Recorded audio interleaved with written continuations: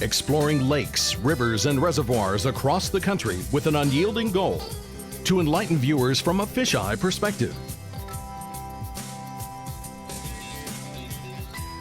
Come along and we'll investigate the habitat. Much more than a fishing show. This is an eye-opening aquatic experience. Welcome to Strike King's Hook and Look with Kim Stricker.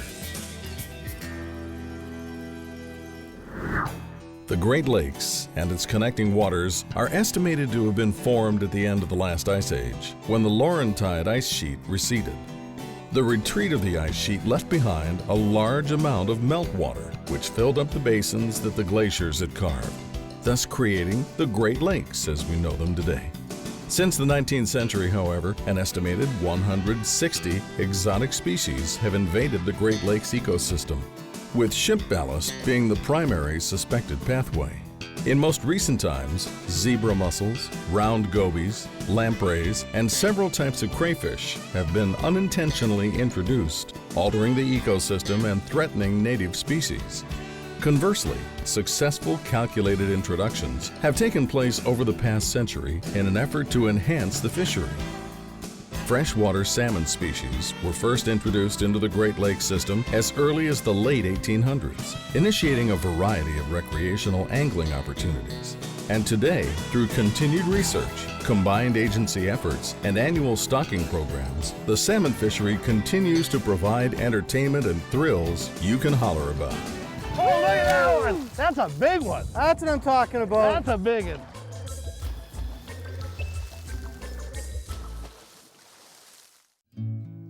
Situated in Sault Ste. Marie, Michigan, is the sole outlet of Lake Superior, the St. Mary's River. Bypassing the rapids, which fall 21 feet, the historic Soo Locks were constructed at this location to allow ships to travel between Lake Superior and the lower Great Lakes. The Soo Locks can accommodate 1,000-foot deep draft ships carrying as much as 72,000 tons of cargo. Today, an average of more than 10,000 Lakers and ocean-going vessels pass through the locks and the St. Mary's River each year. Flowing eastward towards Lake Huron, this vital waterway is revered by many to be a world-class salmon and trout fishery.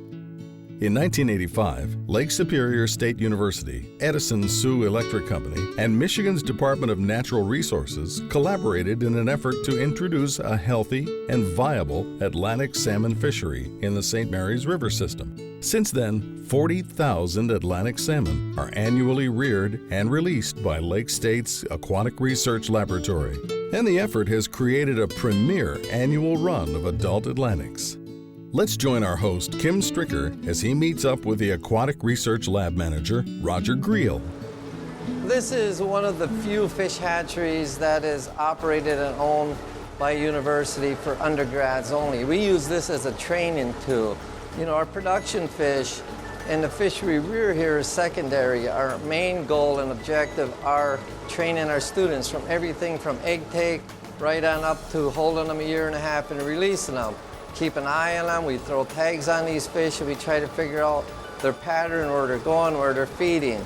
And as of late, we've been only doing fin clips, but it's been an excellent training tool for our students. It gives them hands-on. So what you're looking at are Atlantic salmon that were taken from eggs last fall. And what we do is we keep them in heated water until the eggs eye up. Once they eye up, we'll clean the eggs up and everything, and keep the needed amounts. We stock 25 to 30,000 annually. With that said, we typically need about 40,000 eyed eggs to achieve that goal. One popular feature of Lake State's website is the Aquatic Research Lab's Submerged Fish Cam.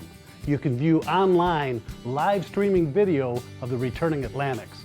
Roger tells us more. Our fish cam is located right here in the discharge water of our hatchery. The camera is located in the first active turbine of the hydro plant. The rest of the water behind it is slack water, so the fish seem to hold more within the current. They like current. And being the first current, being the hatchery part of it, these fish are going to concentrate here more so than that. The camera is available to view online.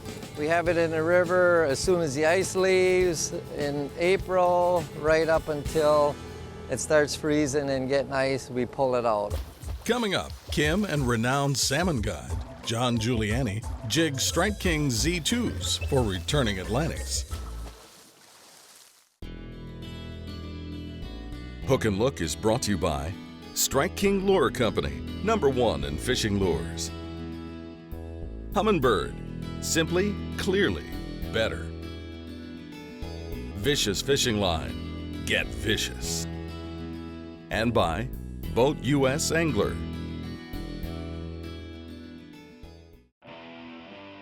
Welcome back to Hook and Look. Kim Stricker has hooked up with legendary Canadian fishing guide John Giuliani, and the two make their way towards the headwaters of the St. Mary's River, just below the rapids. The turbulent waters in this particular area attract schools of smelt, which in turn draw the salmon to feed on the abundant bait fish.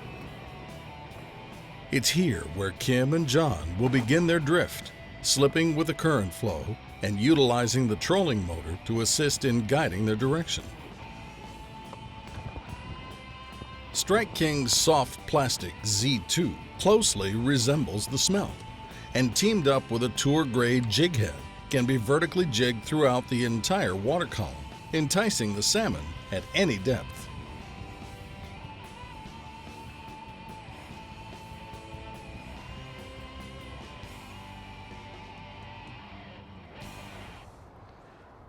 Typically, John, water temperature wise, when is the best time? Well, salmon prefers 54 degrees, and Atlantics are no different than Pacifics. They all like 54 degrees, but the biggest thing is the bait. Right. The bait prefers, cold water like 54, but they'll tolerate it up to 60. But once that temperature hits 60 degrees, that bait takes off out of here, and then those salmon don't stick around. They're gone too. They'll follow them. And then what the salmon do is they just turn around from this spot and they book it right up the rapids. Like I marked the fish there.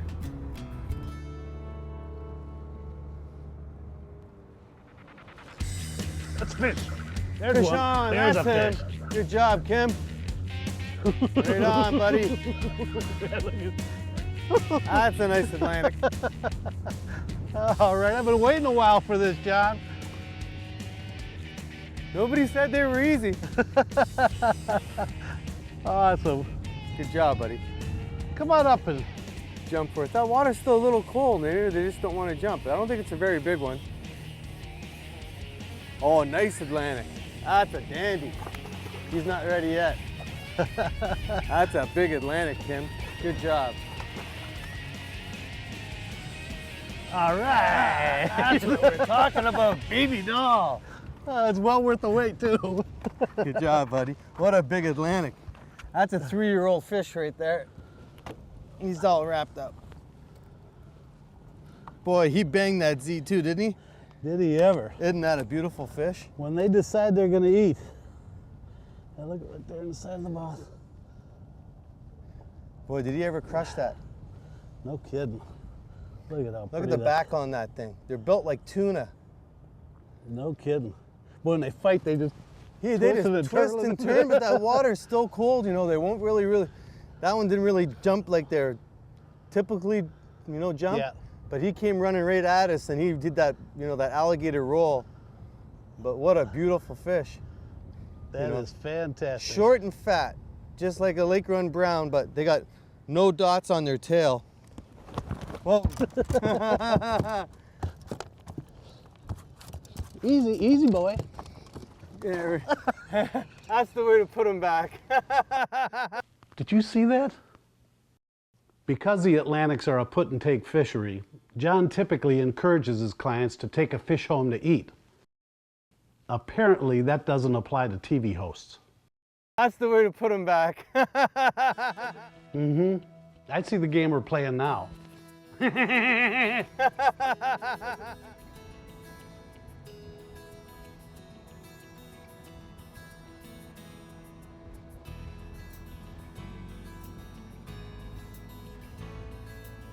Now you mentioned that that was a 3-year-old fish. Now a 4-year-old fish, that's your... That's my year class. That's yeah. your year class. Tell us about that. The university named 30,000 Atlantic salmon that year class after the class. They called it the class of Giuliani, because I do a lot of work with the university, tagging studies, fundraising. Over the years, it's been affiliated with Lake State, so yeah. It's the 3rd time they give that award out, and 1st time they gave it to a Canadian. So. Oh, that's good. Yeah, that's I was real excited about it. Well, you deserve it. We'll return upstream with a fisheye view of the salmon holding at the hydro plant right after these messages.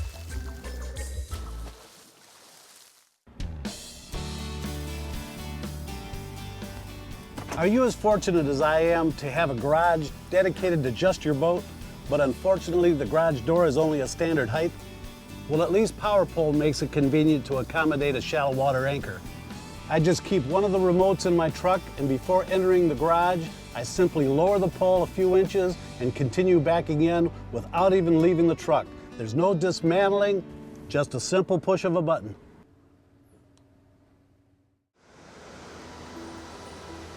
Welcome back to Hook and Look. The Aquatic Research Lab's submerged fish can is located in an area blocked off by an orange fence. The fish concentrate in large numbers here where they were first released, and the protective barrier provides a sanctuary for these returning Atlantic salmon. Let's join Kim and Danny Stricker as they cautiously approach the first turbine in hopes of a salmon encounter. Let's see what we see, huh? When you get close to that wall, keep your eyes peeled. That's where you should start seeing the salmon. There's some salmon. How are those salmon reacting? Pulling it away from me. Pretty much what I expected. What I gotta do is hold my breath so the bubbles don't spook them. The salmon are right in here. Well, they're gonna take off. Right inside the compartment here. There goes another one. Oh, they're fast. It looks like you're getting closer to that camera now. You should be about 20 feet from the camera. Yeah, don't go around the corner. Check this out. There's a ton. There's a ton right here. I mean, a lot of them. It's got to be where the camera is. It's right here where the current is coming in. And that's the camera, Dad. I see it. How high are they sitting in the water column? They're definitely holding in the top third. The fish are not in the bottom at all. Those salmon sure like that current though, as opposed to the dead water. There's no question. They're stacking up here next to the camera again. You just give it a second here and they just replenish. They come right back in, right in front of the camera. There one goes flying by. Definitely has put that camera in the right place. Well, that's where they're planted. That's where they dumped them in. The camera is right next to that strong discharge. How many fish you figure are down there? Oh, there's more than I can count. They're sitting right on the edge of the strongest current right here. Right at the edge of the eddy. Position just perfect. Well, they're homing right back into where they were planted, so it's all in imprinting. So they do this every year. Yeah, but how do they do it? That sounds like a question for the professor. Professor Gerald R. Smith is the curator of fishes at the University of Michigan Museum of Zoology.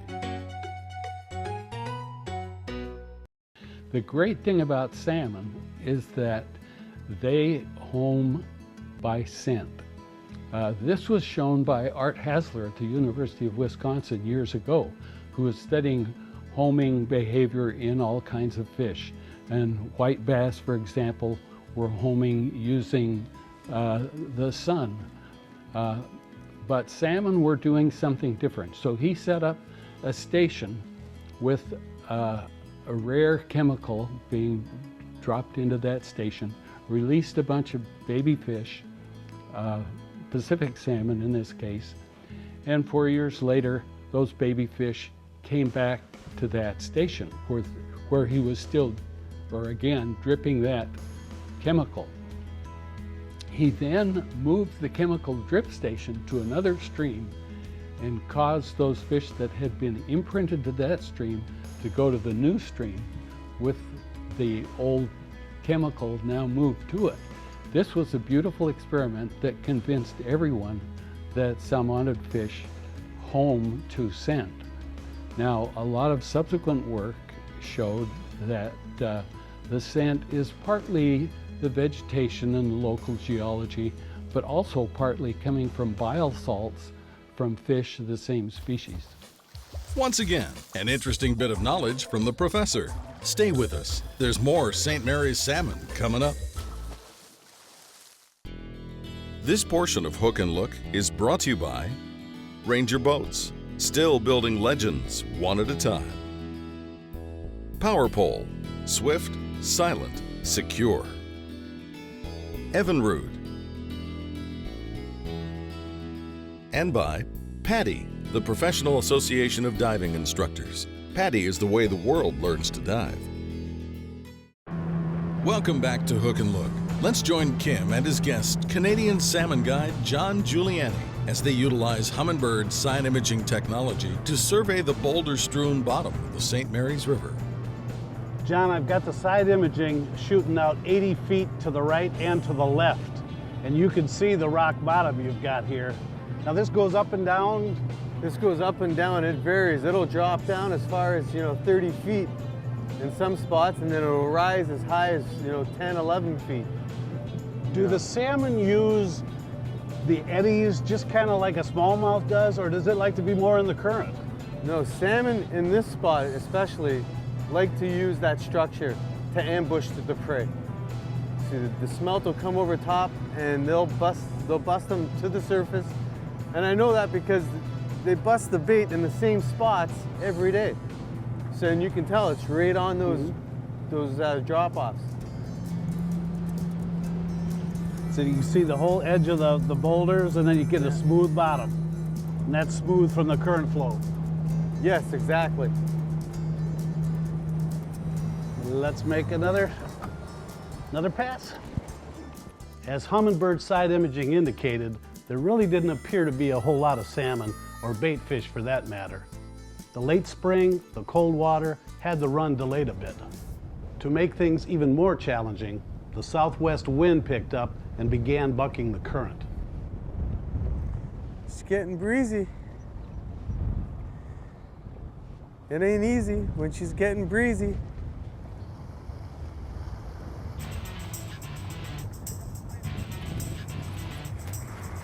Oh, big flash, big flash.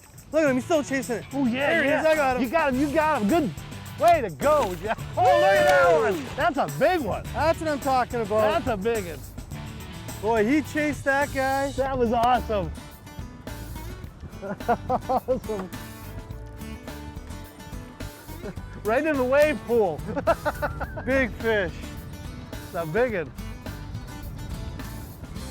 Boy, he's running. Awesome. That was a nice jump. He chased it right up. I dropped it back down like a muskie. And I saw it. I saw it flash on it and got it.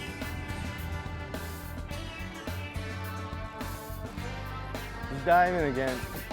I think we're going to have to get a bigger net. The greatest thing about these fish, you never know what size they are or what year class you get. Right. So many different year classes in here at the same time. There he is. I can see him. He's pointing his head down.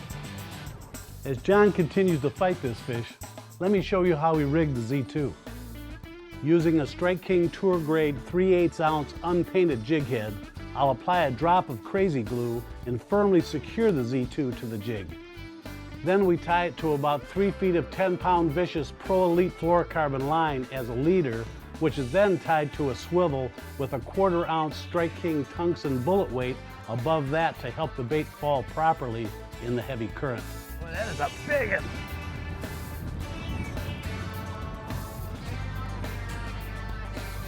head first. Yeah, well, of course. I just want to see which way you're going with the head. I was waiting for him to turn back like that. Man, that is a big one. That's why he's taking so long. He's fat. On the Z2, the white Z2.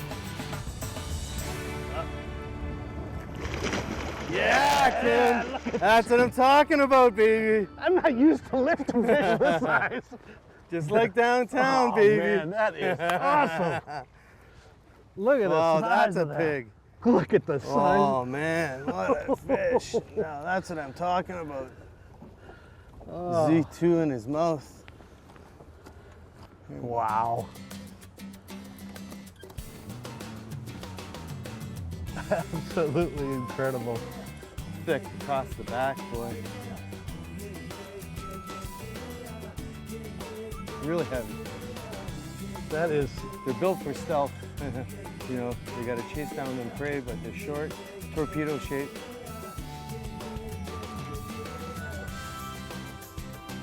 what a fish. Hey, if you want to try something a little different from the norm, come up here and fish with John Giuliani for these Atlantics. Lake State's Atlantic Salmon program has been a big success, and we thank Roger Greil for allowing us the opportunity for an in-depth exploration of the Aquatic Research Lab. Next week, we travel to Door County, Wisconsin. Washington Island has long been known as a smallmouth hatchery, and Strike King's Darren Jacobson shows us how he fishes for parental males following the spawn. Be sure to join us then on Hook and Look.